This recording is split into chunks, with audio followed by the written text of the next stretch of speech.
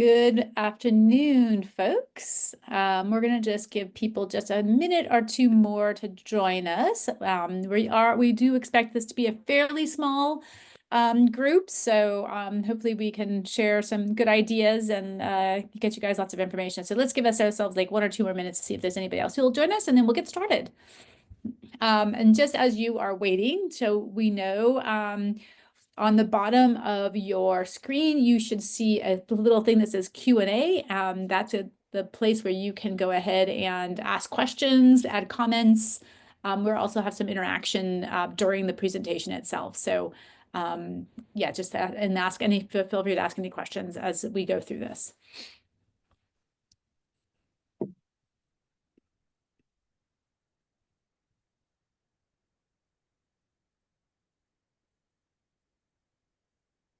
Okay, and it looks like Jose, Jeff, and Renee, you're our guests so far. Glad you could be here, and maybe we'll have the opportunity to have you guys do some verbal comments since we're a tiny group. All right. Oh, we have 4. So we'll give 1 more minute and then we'll jump in.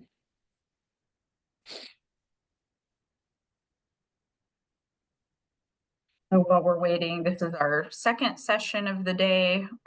We appreciate you joining, even though it's evening and it's rainy, and I'm sure you could be on your couch relaxing, but we're glad you're here and have the opportunity to give some input.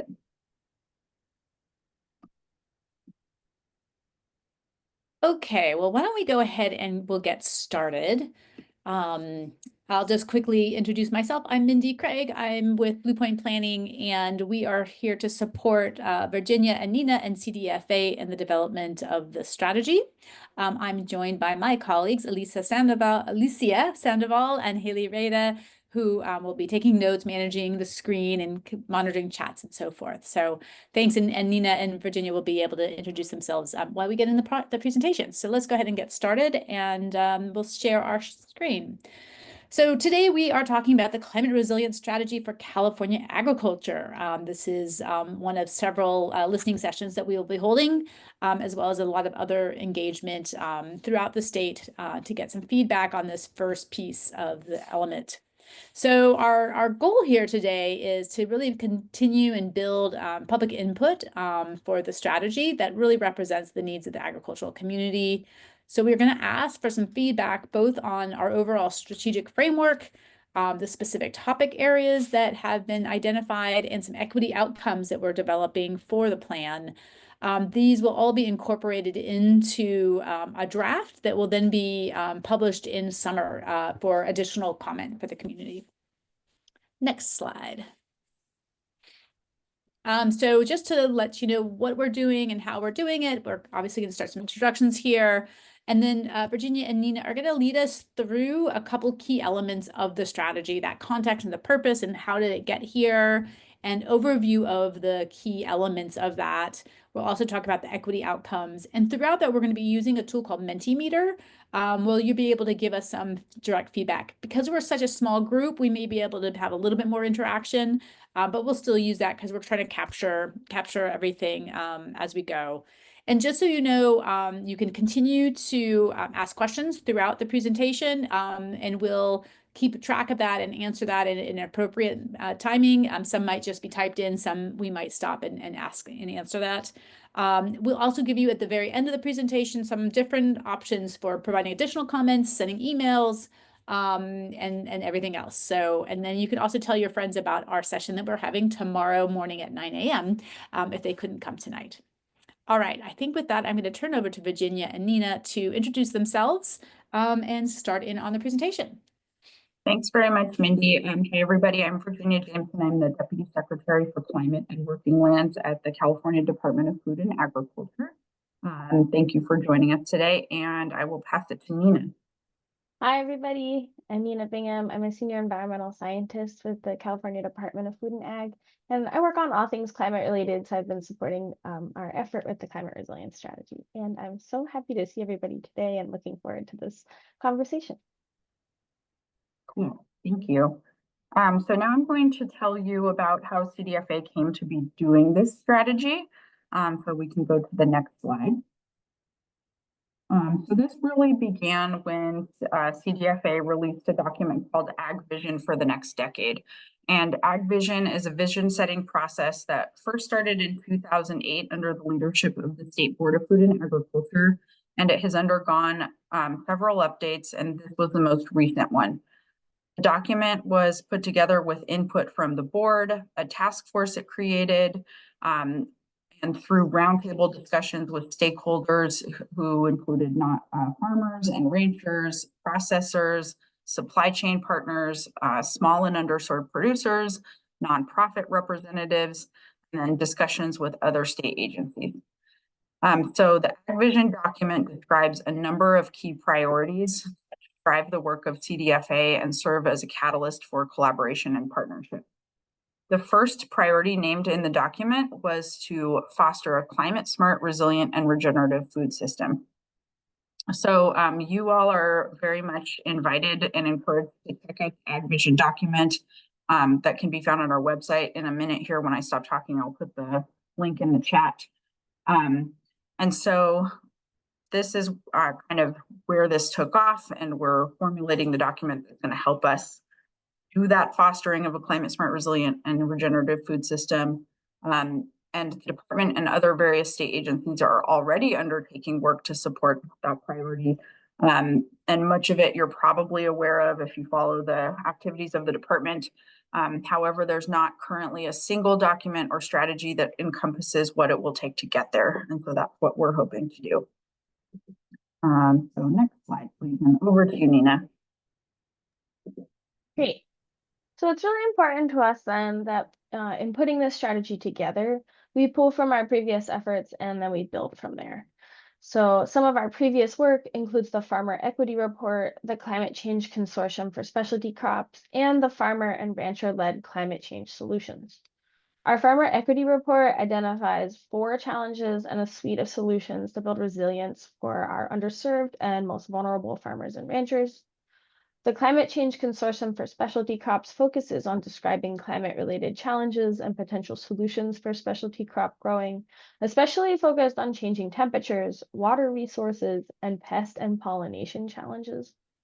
And the Farmer and Rancher-led Climate Change Solutions highlights input from our growers on methods to build climate resilience, emphasizing strategies for main commodity categories such as dairies and ranching, perennial crops, and annual crops. So each of these reports documents a subset of the challenges and actions critical to climate resilience for agriculture. Next slide. So this climate strategy is designed to present a comprehensive picture of what is needed to build resilience in agriculture. This includes incorporation of the previous work as mentioned, but also adding in new components to consider, including workforce and economic needs and opportunities, soil and animal health, air quality considerations, energy needs, and more. The intention is for this document to present a one-stop shop for understanding the challenges, state actions to address these challenges, and then the needed work to continue to build resilience across all elements of agriculture for our state. Next slide.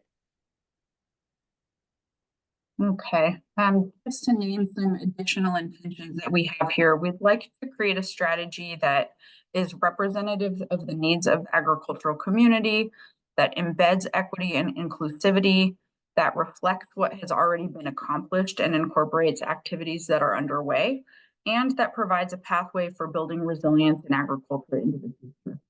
This will help us better understand where future actions can be undertaken and help us make investments that will have the most impact. On next slide. Over to you, Nina. The target audiences for our strategy include our agricultural community, our nonprofit and business partners, the general public, and our state's legislature, and also our state agency partners.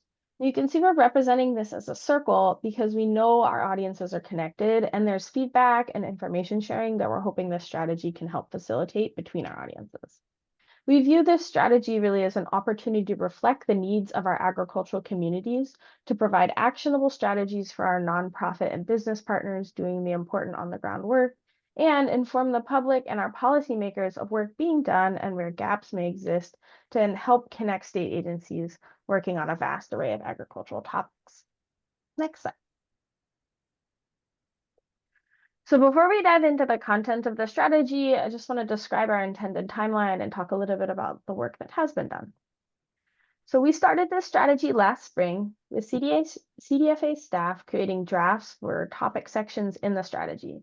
We also hosted an information gathering session through CDFA's Science Advisory Panel, which has public meetings on a quarterly basis on topics related to agriculture and environmental sustainability.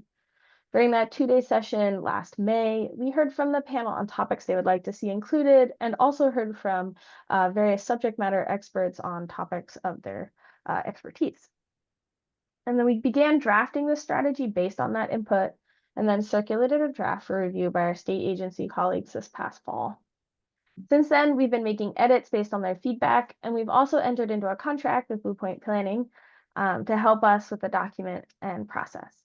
So now we're conducting sessions like this one in an effort to further solicit input from you as we continue to refine our draft.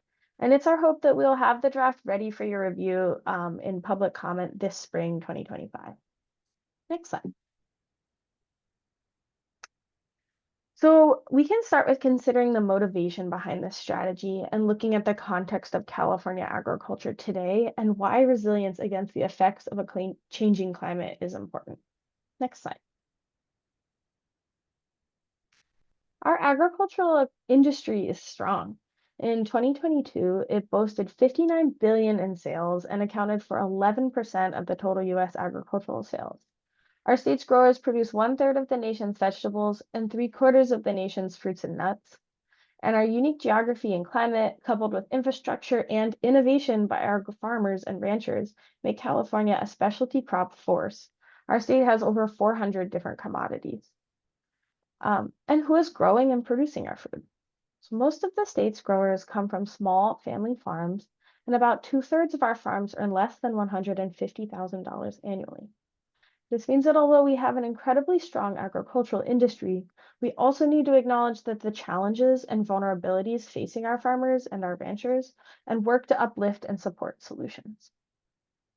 Next slide. One major challenge we're all facing is climate change.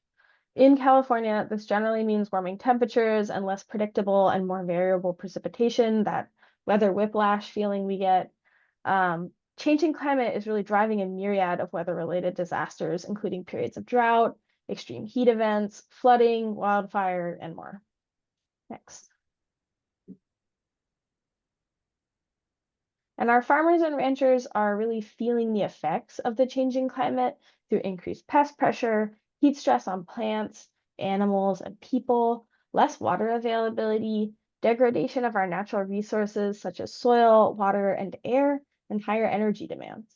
And these are all factors that are contributing to an increasingly challenging environment to be producing food and fiber in. Next slide. And this precarious environment can result in worsening yields or product and crop losses, increasing production costs, driving narrower and narrower profit margins, less land for agricultural production, and increasingly negative animal and human health effects. And all of this is really what's driving the urgency to our work and making it clear that we need a cohesive path forward to support our agricultural industry and agricultural communities in building resiliency to the effects of climate change and drive towards meeting our goal of climate smart, resilient, and regenerative food systems. Next slide. Thanks, Nina. So when people hear about climate change action by the state, they often are thinking about emissions reduction efforts, and there are many of those underway. The state of California for many years has established laws and targets related to climate action. Some of you may be familiar with AB 1279, which sets a goal of achieving carbon neutrality by 2034. That legislation built upon AB 32, which set California's emissions reductions targets and established the scoping plan process at the California Air Resources Board, as well as the emissions inventory process, which is how CARB tracks progress on emissions, like those you see in this graphic. And you can see that agriculture is here in yellow, representing 8% of California's emissions. Another law that plays a big role is SB 1383, which sets a target for methane reduction specifically. And that target is 40% below 2013 levels by 2030. And then most recently, AB 1757, which sets targets for the implementation of nature-based solutions on all landscape types in California, including croplands and grasslands.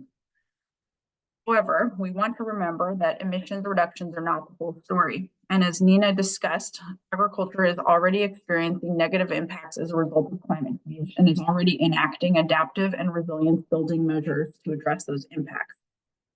I see it as not only as our job to make sure that we are meeting our goals related to emissions reductions, but also to help ensure that we are facilitating and fostering a climate resiliency system, which goes way beyond just emissions reductions. Next slide, please. So now we're going to get into an overview of the sections of our strategy as we've been working on them so far. I'd like to preface this by saying that, as you all know, agriculture is very complicated and that there are many cross-cutting issues that come up in many different combinations and circumstances. So just the organization of this strategy has been challenging to figure out. And so I'm sure that there are things we have not gotten right so far or different ways of organizing it that might be better. And that's what we are really counting on you to provide feedback on. As well as the content. So there will be things that we have forgotten and still need to include, and we would love to hear from you about your thoughts. But we are humbly asking you to consider what we are covering so far and make sure that you know that there's still plenty of opportunity for input. As we go forward, please share what's really important to you, for you to see in the strategy, and please share if there's something that's a climate resilience solution that you've done or know about that would be helpful for others in agriculture to know about. Okay, so Nina is going to tell us about the overarching framework so far. Okay, so at the highest level, we've identified 3 themes needed to build resilience. The first one is to create support for a thriving and resilient food sector. We also have the protection of natural systems critical to agriculture, and then the encouragement for the adoption of resilient agricultural practices. And within each of these main themes, there is a suite of topics you can see listed below. And as Virginia indicated, we know the inherent interconnectedness of these topic areas. So while we may cover a specific topic under one theme, we are also looking for any place to highlight the connection of one topic to another theme or one topic to another topic. Okay, next slide. Within each chapter, in the topic area, we'll cover 6 different elements. First is a description of the related challenges driven by climate change. And then we'll summarize the landscape of plans and policies shaping the direction of state action. Then we'll move to a comprehensive review of current actions by the state. And with this element, I just want to acknowledge that there's currently and has been a lot of really important work done by our federal, local, nonprofit, and private stakeholders. And this work is essential for building resilience, but for the scope of this strategy, we'll focus on summarizing work done by the state and state partnerships. Then focus on opportunities for future actions. And in this category, we are looking for opportunities that can be both adopted by the state, but also by partners outside of the state. And this strategy is designed to serve all of our agricultural community. So as part of this effort, we'll take a focused look on equity outcomes relevant to each topic. And lastly, each topic will include a set of case studies, which can cover deep dives on a specific challenge or exemplary resilience work. Next slide. So our first theme is to support a thriving and resilient food sector. And this includes topics, we have about 6 of them here, and we'll be presenting the main objective and looking for your input on agreement with the theme and objective, but also what's important to this topic area for you and maybe what's missing. Our first topic area is farm economy. We've seen the margins for farmers and ranchers get slimmer and slimmer, and climate change is only compounding these economic challenges. In this section, we are looking to leverage technology, tools, and innovations to help transform our food system and build resilience in the farm economy. We describe the drivers of financial pressures and the effects of climate change, and explore how circular economies, procurement opportunities, and voluntary markets, in addition to innovative tools and technologies, may bolster the farm economy and build in resilience to the effects of climate change. We next focus on our water system and how we can work on building sustainability and reliability in water use and access to ensure a resilient food system. The conveyance of water across the state, coupled with sustainable groundwater use, is critical to California agriculture. Climate change presents a threat to the state's water resources and, by extension, our food system. This section describes the role of agriculture in ensuring the sustainability of California's water supply by protecting existing infrastructure and using water efficiently. We explore opportunities such as flood-managed aquifer recharge and also continued development of water efficiency programs. Workforce is also critical to enacting resilience-building actions, but our agricultural workforce, including farm workers, face climate-driven worsening working and living conditions. Many of our agricultural communities are vulnerable to the effects of climate change too. To support agricultural workforce health and well-being, this chapter highlights state actions and opportunities to uplift communities, build on-farm resilience through plans, improve working conditions for farm workers, and facilitate routes to higher-paying jobs for existing highly skilled workforce. We also highlight the critical need for technical assistance and explore avenues for growing the climate-smart technical assistance workforce through training and job opportunities. Next slide, please. Continuing in the same theme, we acknowledge that our dairy, livestock, and poultry are some of our top commodities in the state. However, these animals are very vulnerable to the effects of climate change. Heat stress and increased disease pressure can lead to widespread animal mortality events. I know we're all in the midst of a very challenging battle against avian influenza in our state and across the country. We're all feeling the significant negative consequences of this outbreak. This just stresses the importance of uplifting our disease tracing and emergency response efforts, but also promoting preparedness and preparation efforts for future disease outbreaks or adverse weather events. This chapter drives home our mission of protecting animal health and welfare by covering our current actions in agriculture and also exploring several opportunities to increase our preparedness and disaster response.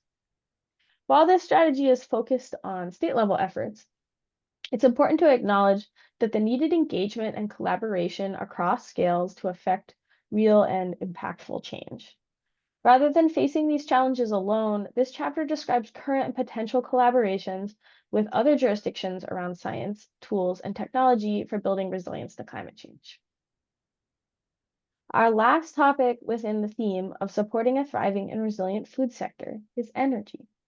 Energy is a critical input to every part of the food supply chain, from water conveyance to traditional on-farm equipment such as pumps, tractors, harvesters, to further down the supply chain with food processing warehouses and refrigerated trucks that carry food to stores and distribution centers. The state has also set electrification targets for the agricultural industry, 25% by 2030 and 75% by 2045. These targets necessitate electrification of operations, enhanced energy efficiency, and resilient sources of renewable energy and energy storage. This chapter will speak to the current and future efforts and opportunities to help advance resilient energy for farming operations, including on-site generation of electricity and fuel, vehicle and equipment upgrades, infrastructure needs for grid connectivity and on-site storage, continued energy efficiency programs, and more. So now we're going to move to our first feedback portion of this listening session. And this session is going to be moderated by Bluepoint Planning, and it's going to use our feedback tool, Mentimeter. Great, thanks, Nina. So this is an opportunity for you guys to have some feedback on what you've been hearing. There's a couple ways you can access it. One is you can use your phone, which I actually think is quite handy. So you can keep us on the screen and you can watch it and you can make the answers while you're doing this. So you just use your phone to make a picture of the QR code and it'll take you right to the poll. You can also do it on your desktop in a new tab, or if you have this extra window, go to menti.com that Alicia has just put into the chat. And then you just type in this code 83565796 as you're getting into that.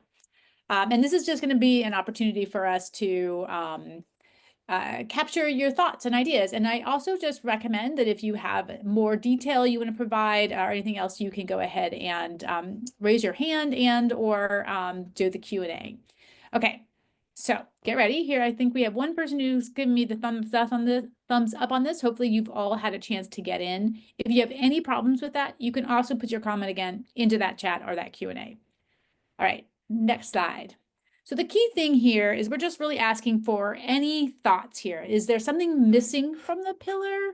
Is there a priority that you really think we need to bring up and raise up into this process? Or is there an opportunity that you think the state should think about in the future to make this strategy really come alive as we continue to work on this effort? So this is really what I would like you to offer us and give us some feedback on. So just give you guys a couple seconds to orient. And again, if you're having any issues at all with Menti, let us know. Otherwise, we'll just wait to hear what you're thinking.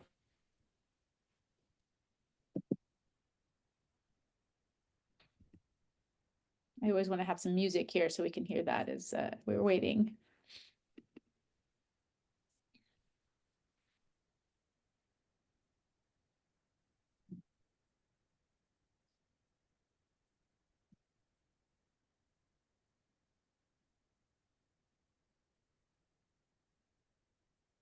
All right, comprehensive as it is. Thank you. Glad to hear that.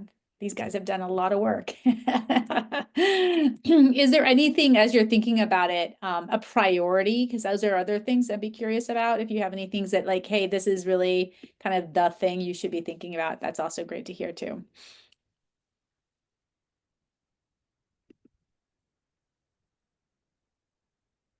Okay, I'm hearing that we're pretty good. So I'm going to go ahead and have us move on. So we're going to, oh, wait, here we go. Somehow economic resilience plays into environmental resilience.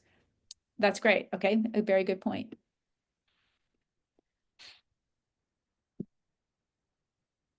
Okay, I'm going to have us go ahead and move on and we can talk about the second pillar. So we're now in that middle section here on protect natural systems critical to agriculture. I think this is Virginia. Yes, thank you. Okay, so if you want to go to, there you go, slide 24. Okay, so within that theme of protecting natural systems critical to agriculture, we have three topics. So the first one, very near and dear to my heart, is conserving productive farmland. California's farmland is unique and highly productive and made up of ancient alluvial soils and various microclimates that allow for the production of fruits and vegetables that in many cases grow nowhere else in the country. And of course, we have many competing land uses in the state. And since the state has been monitoring farmland loss beginning in 1984, we have seen an average loss of between 40 and 50,000 acres per year. AB 1757 has set a target for the conservation of 12,000 acres of cropland per year through conservation easements. But what are the other strategies we can employ to conserve our farmlands? This section will discuss the many planning and conservation strategies that can be employed, as well as offer information on efforts towards providing access to land for new and beginning farmers. The next one is on pest management. We know that climate change is exacerbating pest pressures. For example, pests are less constrained by low temperatures that would have normally limited their life cycles in the past. We are also seeing more invasive species enter the state. UC Ag and Natural Resources reports that they see a new species approximately every 5 weeks. We expect this section to cover the state's efforts under the Sustainable Pest Management Roadmap that was finalized last year, as well as the need for research and development of new tools and investments in technical assistance and training for integrated pest management. Somewhat related, the next one is biodiversity. The biodiversity crisis and the climate crisis are, of course, very much intertwined. Many farmers are already doing a lot for habitat on farm. And in recent years, the state has provided grants to farmers to install habitat, for example, to pollinators through our pollinator habitat program at CDFA. There are other examples of farms co-managing land for crops and species, for example, rice fields being used for fish or waterfowl. Other examples of possible actions might include policies that protect farmers who install habitat from litigation over species loss, And there's also the whole new frontier of below ground biodiversity to cover. Last year, CDFA published a framework for thinking about below ground biodiversity, but there's much more to be done in this space. And that is it for this theme. So we're going to be Mentimeter. So over to you, Mindy.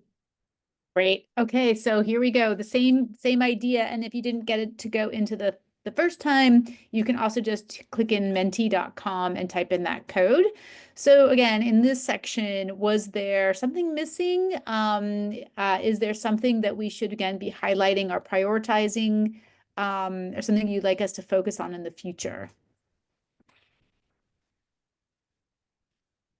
I'll give you guys a couple seconds here to think about that.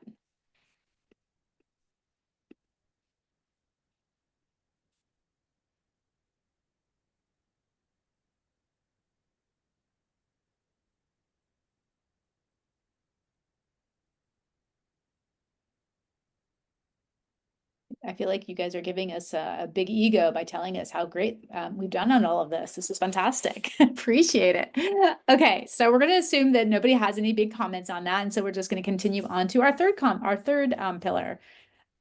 But sustainable farm ownership is critical and supports stable natural resources. Great. Point 8 should be prioritized. The threat of pests and lack of real tools is a major issue. Great. Very important points. Okay.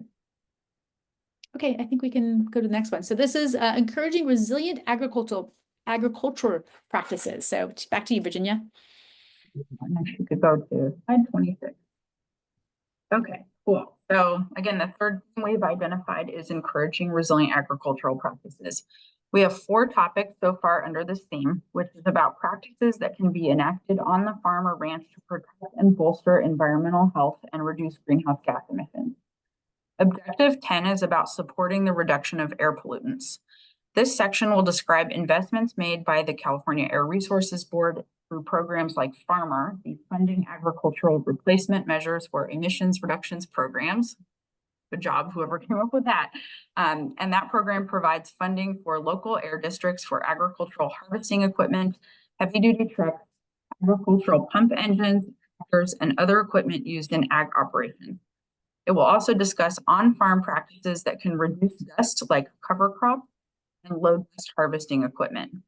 We are also interested in hearing what would be helpful and supportive to agriculture to continue these efforts. Next, we have advancing climate smart and healthy soils practices. Actually, it was the previous slide. Oh yeah, okay. So these terms are used somewhat interchangeably, but in general, they refer to practices that build soil health through building organic matter, sequestering carbon, providing resiliency benefits like increasing soil water holding capacity. And this is a place where the state has set a target of 3 million acres of croplands being managed under healthy soils practices by 2045, which means that we need to figure out how to increase the rate of adoption, whether that is through technical assistance or ecosystem and carbon credits or demonstration of benefits on crop yield and soil health. We would appreciate your ideas about how to increase adoption. Okay, next slide, please. Okay, the next is ranching sustainability. Of course, there's quite a bit of work happening throughout the state on this as well. And there's much that can be achieved through livestock grazing. This includes fuel reductions to prevent wildfires, and that can happen both on and off farms and ranches, and rotational and prescribed grazing to increase forage quality and encourage plant and soil health, the reforestation of oak woodlands, and riparian restoration. But also, we're really interested in hearing about efforts for reducing enteric emissions, such as vaccines and breeding programs. And then finally, dairy sustainability. This is an area where the state and the dairy industry have both done quite a lot of work to incentivize practices that reduce methane, from alternative manure management practices to anaerobic digesters to researching ways of managing enteric emissions. But there's so much more to do. So again, your thoughts here would be very much appreciated. And now we have an opportunity for feedback on this. Yes. So we're all experts at this point. So if anybody has some additional thoughts here on this pillar about, again, what's missing, any key priorities that we need to do, that would be great to hear. And then this, we're going to be wrapping up this part of the section on the strategy itself, and we're going to move into the equity objectives next time. And so I wanted to just see if anybody has additional questions or they want to sort of verbalize anything that we can do that. We can take a little pause in the presentation. So just if you are interested, you can raise your hand. Again, that will be found at the bottom of your screen.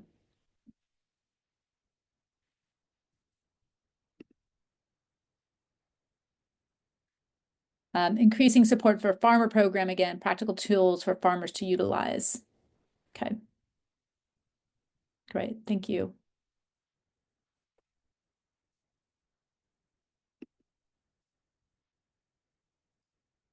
Okay, well, I think that we'll go ahead and move on to the equity section. So this is a little bit different piece. So this is something, and we can go to the next slide if you like, Haley, thank you. So as you well know, CDFA is but one agency amongst many in California who work within this sector.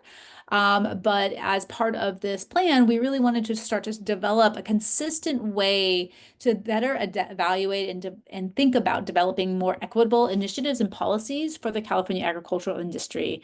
And so this effort here are really creating those considerations and how different agencies could begin to start to think about equity whenever they're doing a policy, when they're doing a plan or a program, and that implementation. And what are those things and those elements they really need to be considering to make sure that makes sense. Oh, I see. Oh, sorry about that, Anna. You can go ahead and please, if you want to put another response here, we'd love to hear it, and then we'll take a pause. So why don't you put it in the open area, and we'll capture that too. And we'll stop and go back to that. And I'll just continue here for a few minutes as you're doing that. So again, this idea around these equity outcomes is to help us do better in designing and implementing those plans, programs, and policies. And just to, for ease sake, we're calling that as a whole an initiative. So a plan, a policy, a program, we're just saying it's an initiative. So that's what that means when you see that. Next slide. So in order to sort of think about these different outcomes, we have 6 different sort of buckets that we want to outline and think about. So each one of these has importance for different audiences and will have different impacts on different programs and initiatives. And so we're going to go over today sort of how we're thinking about this and the sort of the input that has informed this information. We're going to also have things like questions that are going to spur additional conversations, considerations, and that might be something that you can add to this conversation today, is offer some other considerations that we might be able to integrate into this.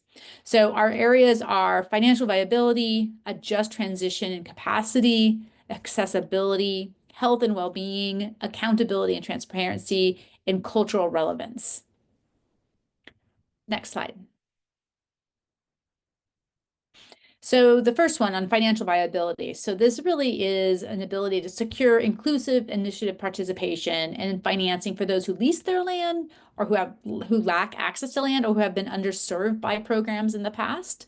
And we heard this, and you see the italics here. That is part of some of the background that has led us to this definition. So we have learned from the equity plan that was discussed earlier by Nina that things like land tenure and short-term leases creates burdens, high upfront funds for land purchasing and land leasing is a challenge. And it's difficult participating in these different initiatives. So they may need new funding to achieve goals or may have to have access to land to even start here. Next slide. The next area is around this just transition and capacity. We really want to make sure that farmers and farm workers who have been underserved by these programs are able to take part in a transition to climate adaptive agricultural practices. And what that really means is that it's a just transition that helps workers change their skill set and their knowledge to become a climate smart food system with high road jobs. And a high road jobs, which is kind of a funny term, it does mean that there are consistent career pathways that people can go through, that they are well paid and that they are sustainable. So that's what a high roads job is. And so this whole idea of upskilling and training farmers to use some of these low carbon economy methods, utilizing alternative regenerative agricultural methods is all part and parcel of what this transition might look like. Next slide. So accessibility, has a lot of different elements. There's accessibility from a physical perspective, as well as a policy perspective, as well as just can I even apply and am I eligible? So it has a lot more in this one, although the definition is quite succinct. So it's basically we need to make sure that there is equal access or equitable access to initiatives, trainings, and resources. So what does that mean? That means that we need to center the needs of underserved farmers in our programs and think about what they may need to participate. So that might be language. It may be making sure that the language is not too much jargon. Making sure that the technical assistance are provided by trusted partners and people who know those communities, and make sure that we are putting trainings in places that people can reach, and not just having them in centralized areas, but really in different locations. Okay, next slide. Health and well-being is really this idea of protecting and promoting the health of farm workers, especially as it relates to climate change impacts. So we recognize in that work that there's many health risks that farmers in the field face from climate change, such as heat, pesticides, wildfire smoke, dust and particulate matter, and airborne illnesses and allergens, and they're just getting more and more intense as we have noted before. So how can we make sure that that farm worker health is considered and that there are resources and care for those workers in the field in a consistent manner? Okay, next slide. Okay, cultural relevancy. Deliberate and respectful honor cultural traditions and history to maintain cultural heritage from the past and present for the benefit of all generations. So one thing that's really clear is that farming and ranching is a long-standing field, and there's so many different people who have been involved in this from different ethnicities, and they have their own culturally specific practices and utilize traditional ecological knowledge in their practices that we want to maintain and keep for the future. So we want to make sure that our initiatives really are thinking about those and integrating them when it's possible, and then supporting overall culturally relevant farming practices.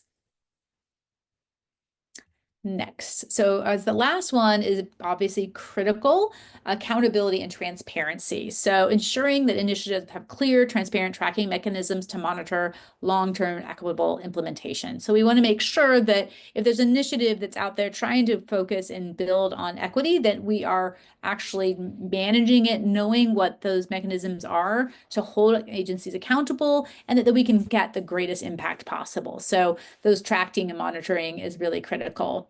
Including transparent mechanisms to track the progress, its benefits to farmers underserved by programs. Okay, so this one is just a quick pulse, and it's just to say, do these equity objectives, outcomes capture good considerations? Is this where we're on the right track here? And it's from not well to very well. And just as folks are thinking about that, we'll go ahead after this section and we'll go back to some of the questions that were asked in the Q&A, and then we can ask any additional ones as well.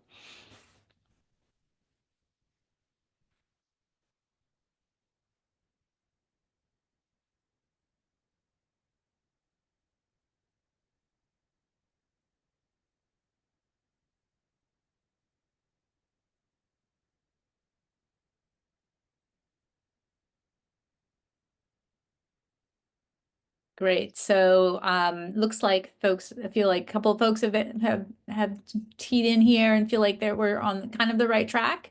So the next Menti question is if there's anything else we should be considering that we haven't talked about, or something that comes to mind that you think is really important that should be included.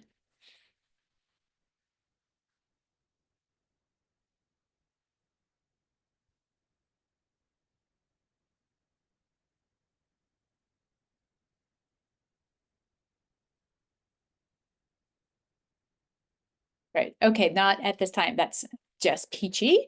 So I think what we'll do is we'll have our next slide.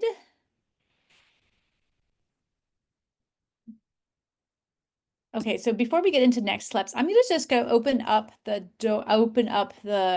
room and see if anybody would like to add any other comments and add any other considerations to the strategy. Yeah, and if any of you want to raise your hand, then we can unmute you so that you can just speak. I know sounds like some of the typing was challenging, so we're happy to take verbal comment too.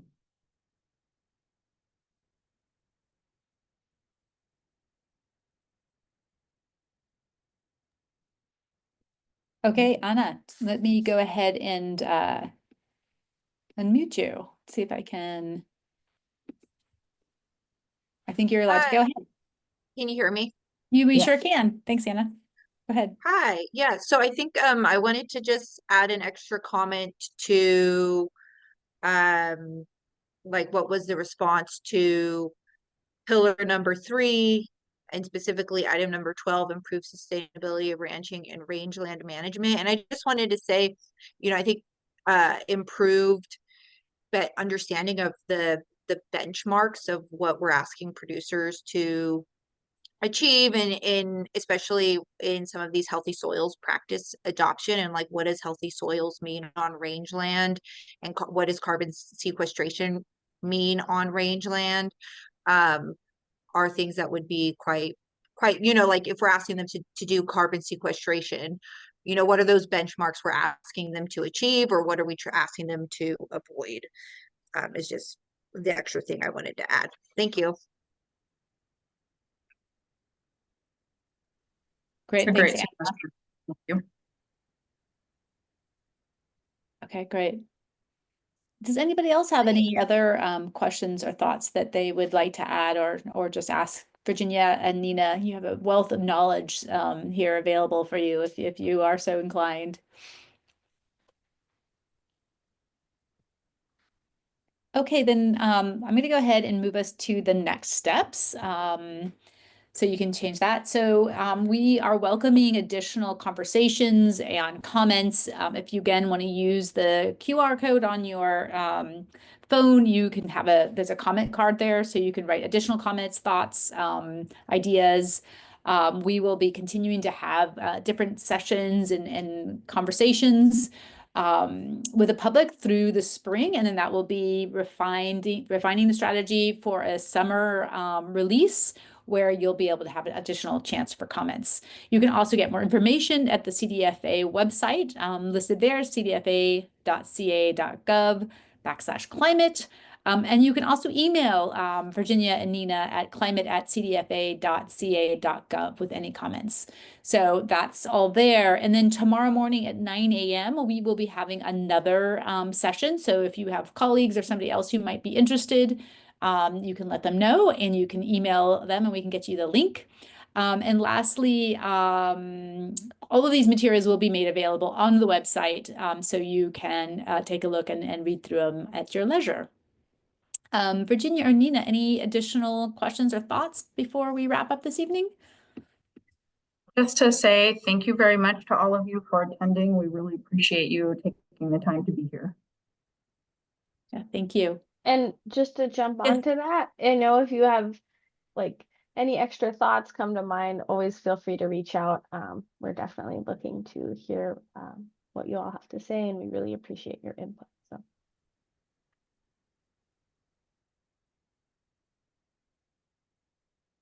Great, thanks. Thank you, everybody. Bye.